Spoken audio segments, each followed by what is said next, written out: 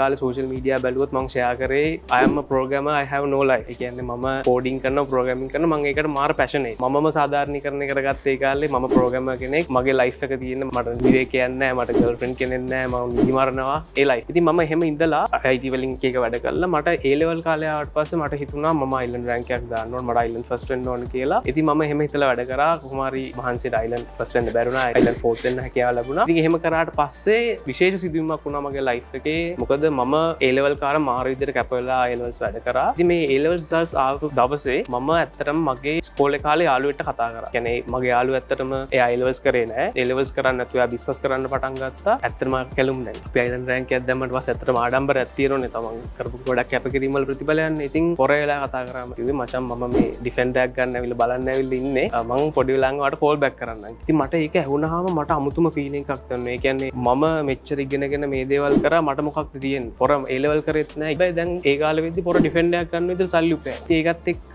මට හිතුණා මම අර මගේ ඔළුවේ තිබ්බ දේවල්. ඒ කියන්නේ මම ප්‍රෝග්‍රෑමර් කෙනෙක් වෙනවා, සොෆ්ට්වෙයාර් ඉංජිනේර් කෙනෙක් වෙනවා, මම හොඳ ජොබ් එකක් කරනවා කියන මතයට වඩා බිස්නස් කරලා දෙයක් කරන්න පුළුවන් කියන දේ මගේ ඔළුවට ආවා. එතනින් පස්සේ තමයි මම මොරටුවට කැම්පස් එකට ආවට පස්සේ බිස්නස් කරන්න මේ දේවල් පටන් ගත්තේ.